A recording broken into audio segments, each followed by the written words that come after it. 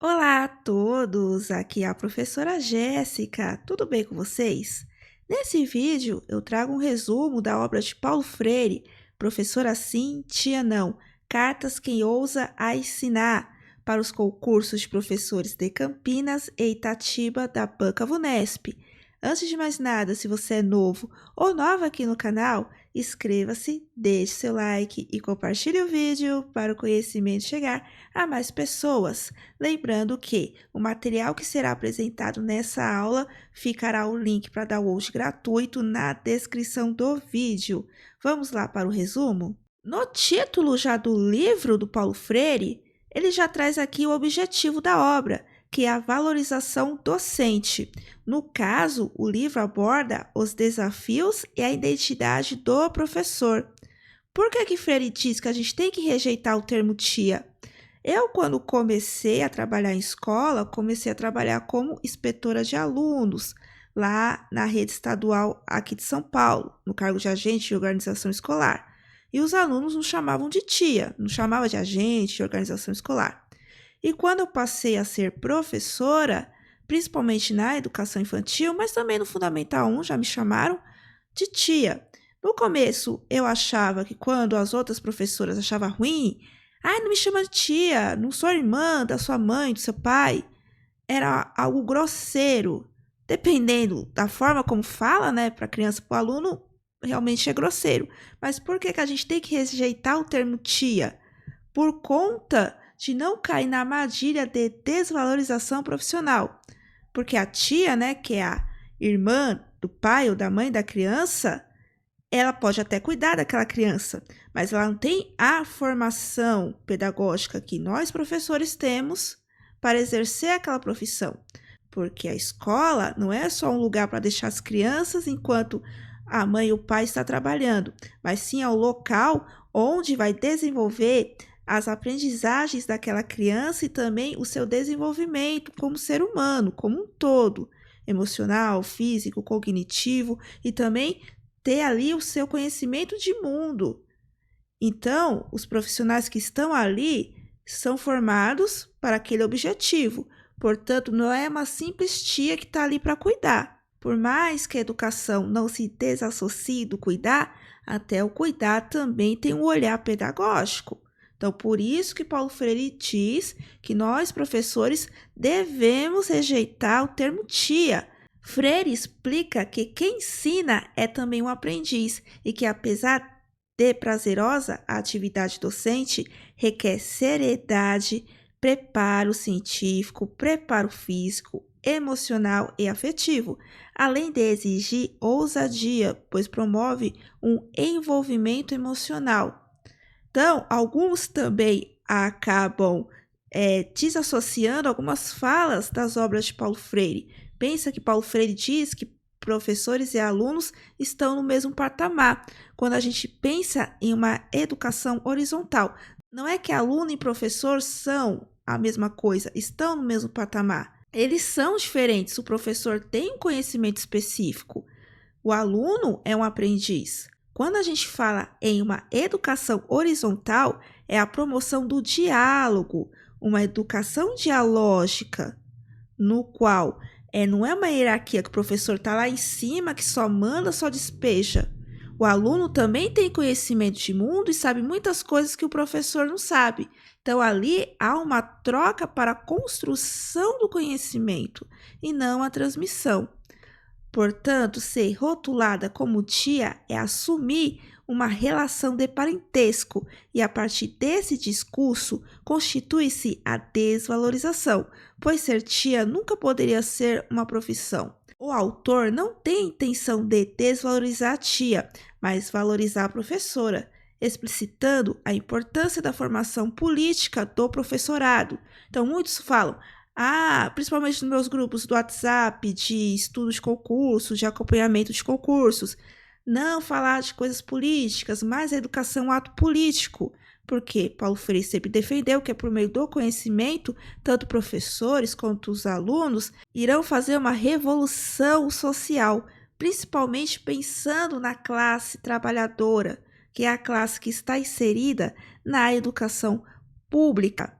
E essa obra de Paulo Freire se divide em 10 cartas que ele escreveu para professores se valorizarem, e não serem mais apenas a tia. E cada carta vai abordar um desafio dentro da nossa prática docente. E agora eu vou falar com vocês um resumo de cada carta, que é o que geralmente é cobrado aí nos concursos. A primeira carta é uma frase muito conhecida de Paulo Freire: ensinar, aprender leitura do mundo, leitura da palavra. Então, a leitura, a alfabetização, o letramento, não pode ficar apenas preso na parte teórica, mas tem que conversar com a prática, com o cotidiano, com o contexto que os alunos estão inseridos. Freire afirma que não existe ensinar sem aprender, portanto, o professor também aprende com os alunos. Dessa forma, este movimento demonstra a necessidade de formação permanente, por isso tem a formação continuada. O ato de estudar implica não apenas a leitura da palavra, mas também a leitura do mundo, assim como a crítica à sua própria prática, mantendo um processo permanente de reflexão entre a teoria e sua prática. Portanto, a sua formação, o seu conhecimento do conteúdo que você ministra, não pode ser uma bolha para aquilo que está acontecendo fora da escola, dentro da comunidade, da escola, do mundo.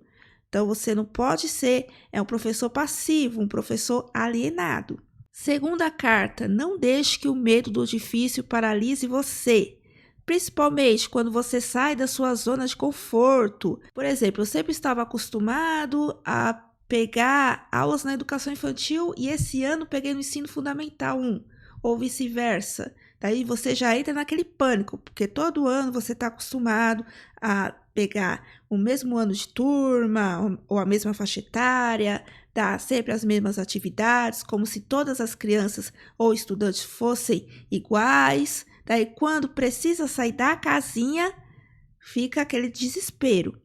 Freire critica a simplificação do ensino em demérito da construção de repertórios que favoreçam a leitura crítica aprofundada para ter a revolução social da classe trabalhadora. Então, é nesse sentido.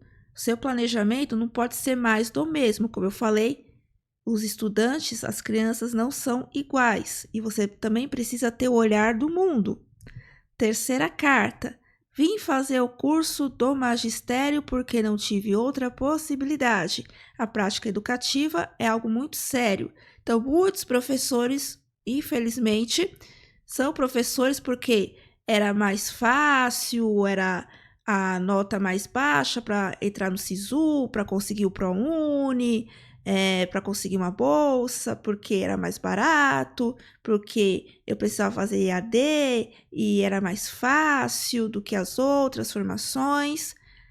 Assim, não precisa você, eu virei professora porque desde criança era meu sonho, eu dizia que eu ia ser professora, que eu brincava de escolinha. Não, isso não aconteceu comigo. Quando eu era criança, eu não pensava em ser professora, mas a partir do momento que eu decidi ser professora, que eu decidi me inscrever em um curso de licenciatura, eu tenho que ter um compromisso com a minha profissão e com o meu público, que são as crianças e os estudantes, certo? Isso vale para qualquer profissão. Me tornei médico porque meu pai queria, ou então para ganhar dinheiro. Mas eu tenho nojo, eu não gosto de hospital, eu não gosto de ajudar pessoas, eu não tenho amor por aquilo. Então, o que adianta eu ser médico?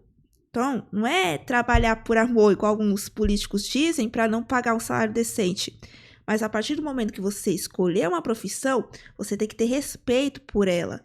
E você precisa ter um compromisso com a sua prática. E não ser um professor mediano e deixar a vida me levar, a vida leva eu, como diz o Zeca Pagodinho. Que infelizmente temos alguns colegas, uma minoria, mas tem, que fala essa frase aí: sou professor porque a vida me levou, porque foi o mais fácil e eu não tô nem aí. E não é assim. Ao participarmos da formação de pessoas, participamos também do seu sucesso ou fracasso. Então, a gente tem uma responsabilidade muito grande em nossas mãos. O professor deve, portanto, ter convicção ao fazer a sua escolha, reconhecendo a dignidade e importância de sua tarefa, a qual é indispensável à vida social. Contudo, esse reconhecimento precisa partir também da sociedade, para que ela própria possa esperar e exigir uma educação de qualidade. E para a sociedade respeitar os professores, a valorização primeiro precisa partir do professor, dele próprio, para refletir para a sociedade. Se não tiver primeiro esse caminho do professor para dentro, para depois refletir para fora, não vai adiantar de nada. Quarta carta das qualidades indispensáveis ao melhor desempenho de professoras e professores progressistas. Então, nas obras de Paulo Freire, ele vai falar muito dessa questão progressista, que é a visão da educação crítica, para ter essa revolução social, essa revolução da classe trabalhadora, mas para a classe trabalhadora ter consciência de classe, ter uma visão crítica para a transformação social. A primeira qualidade indispensável aos professores progressistas é a humildade. Por mais que o professor seja diferente do estudante, pois ele tem uma formação a mais, ele tem um conhecimento a mais, ele tem experiência a mais, o professor ele não pode ser arrogante em seus conhecimentos. Porque eu sei, porque eu tenho várias formações, eu tenho pós, mestrado, doutorado, sou doutor, sou mestre. Humilhar as pessoas, você precisa ter a humildade. Sem humildade, dificilmente ouviremos com respeito aqueles que consideramos demasiadamente longe de nosso nível de competência. Da mesma forma, a amorosidade, não apenas aos alunos, mas o próprio processo de ensinar. Quando eu falo amor, não é no sentido, eu preciso ficar com a criança no colo, ficar beijando, abraçando, mas o amor de respeito mesmo com aquele indivíduo. É a tolerância com a diversidade, principalmente quando você está na educação pública. Você vai ter diversidades religiosas, étnicas, culturais e de vários sentidos. Se você não está aberto a isso, então você está na profissão errada. Então, a tolerância é uma virtude que nos ensina a conviver com o diferente, que são ali fundamentais. E os diferentes são aqueles estudantes, são aquelas crianças que não são as ideais. Pensando lá na creche, não é aquela criança com cheiro de bebê, de talquinho, muitas vezes aquela criança com vulnerabilidade social, negligências familiares, ou então, mais para frente, ensino fundamental, aquelas crianças com dificuldades de aprendizagem, problemas sociais que refletem na sala de aula, aquele aluno bagunceiro, aquele aluno que não é ideal, mas tem vários contextos por trás daquele aluno bagunceiro, daquele aluno terrível.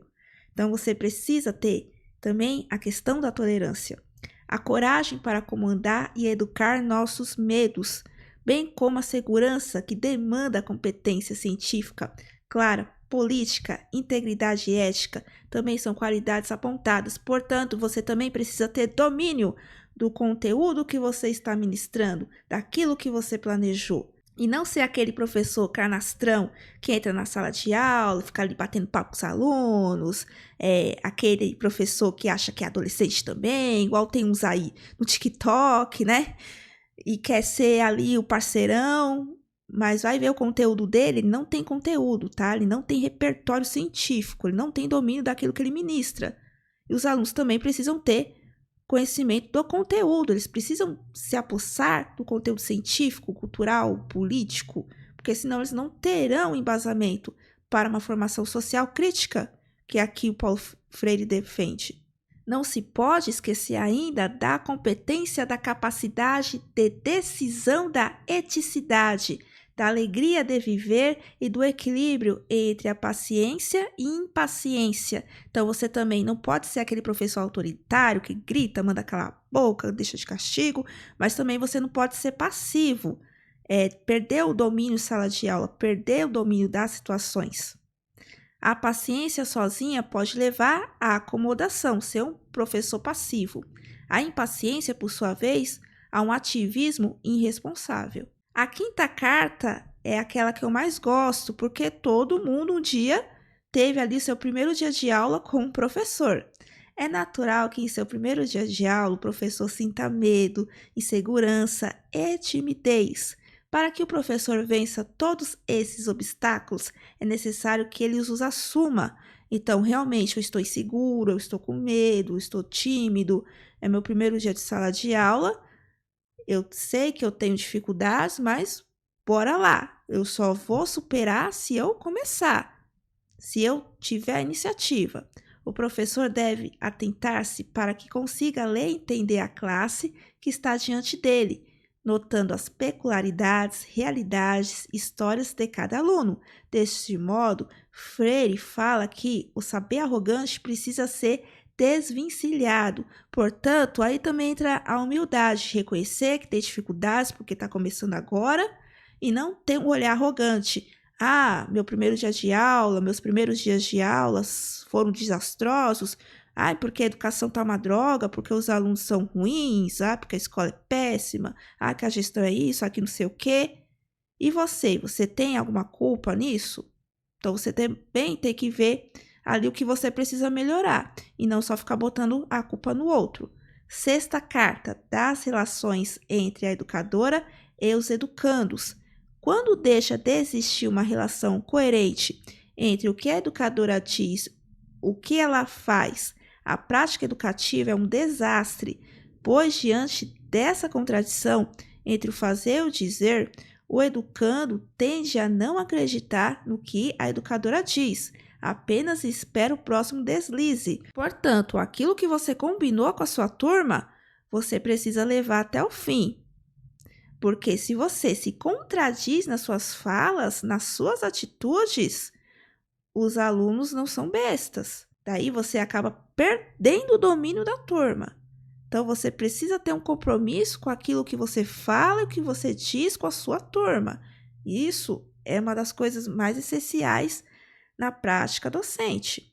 Logo, o professor deve fazer uso do seu papel mediador sem esquecer a sua responsabilidade interventiva na construção da relação do conhecimento. Então, não é porque eu deixo o diálogo aberto, eu promovo o protagonismo infantil ou dos estudantes, que eu vou deixar a vida me levar, a vida levar eu, não tem avaliação, não tem planejamento, não tem replanejamento, é tudo no improviso, sem responsabilidade. Então, você precisa ter esse equilíbrio.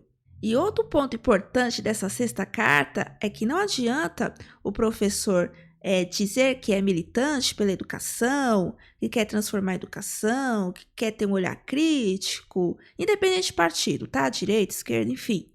E na sua prática de aula, você ser um passivo, transmitir conhecimento, fazer as coisas de qualquer jeito, não promover aquilo que você fala em sua militância nas redes sociais, lá para o sindicato, entenderam? Então, você precisa ser aquela pessoa que você se comprometeu, não só lá fora, mas também dentro da sala de aula.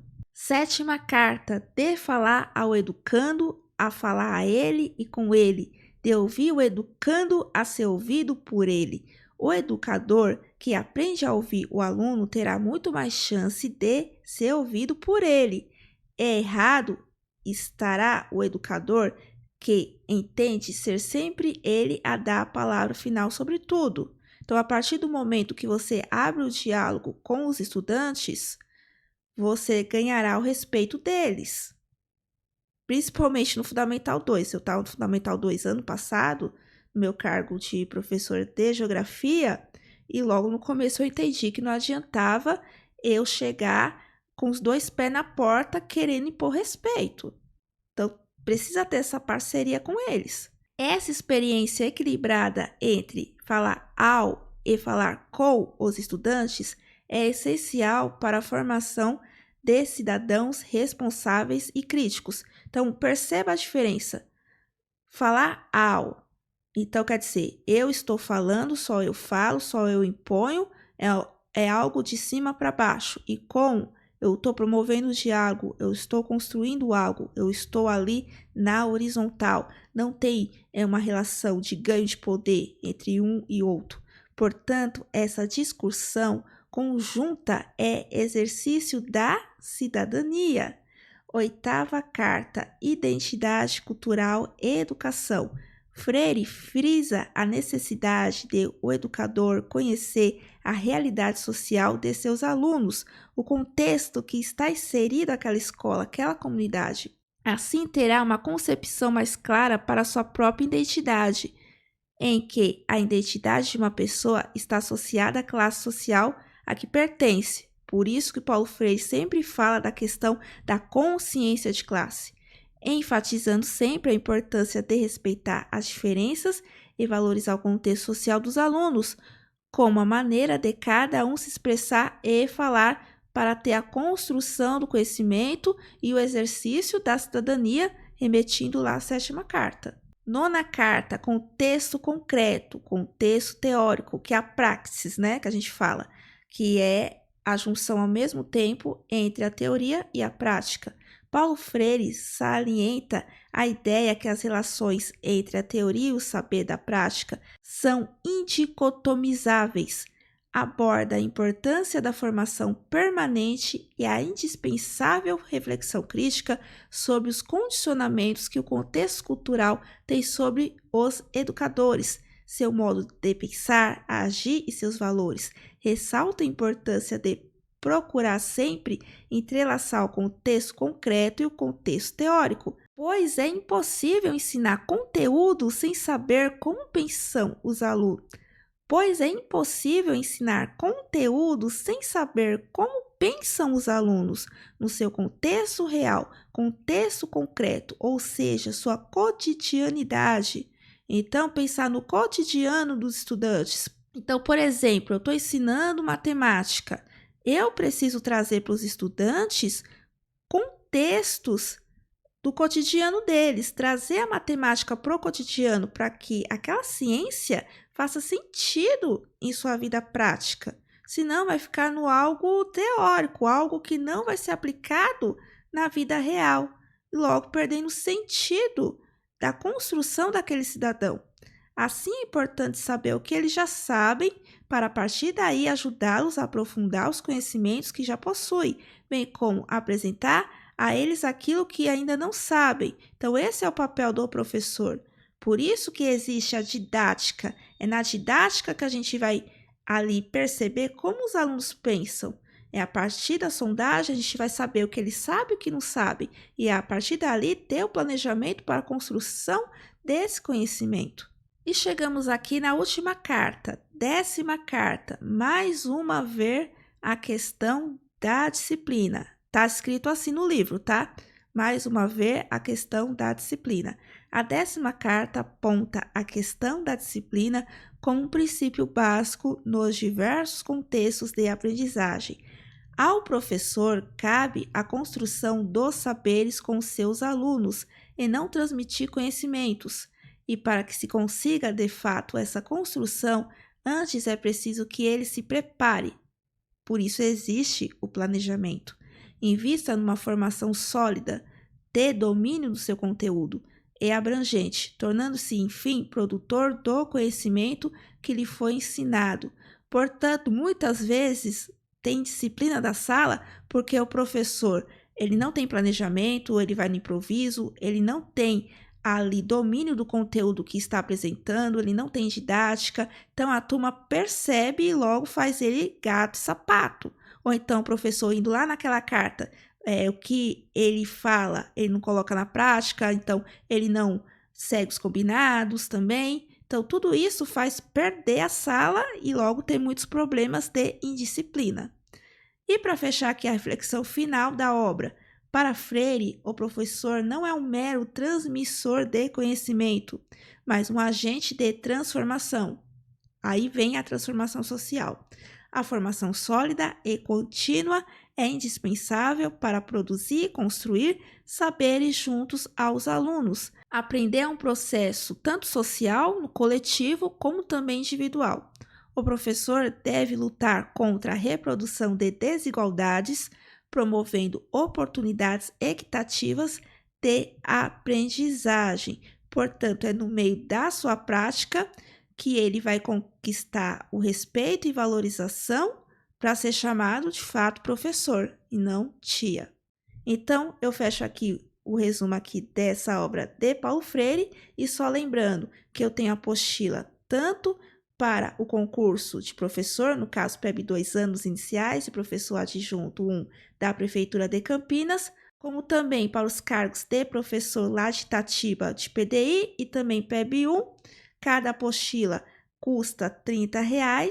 Vão ficar aqui os links tanto na descrição do vídeo, como também no comentário fixo lá da Hotmart para você adquirir. E também tem o curso do Já Passei Educação, que eu indico, tanto para Itatiba, tanto para Campinas, que é o curso 2 em 1, serve para os dois cargos. Com o meu link, você ainda tem 15% de desconto, beleza? Bom, eu espero ter ajudado. Até a próxima. Tchau!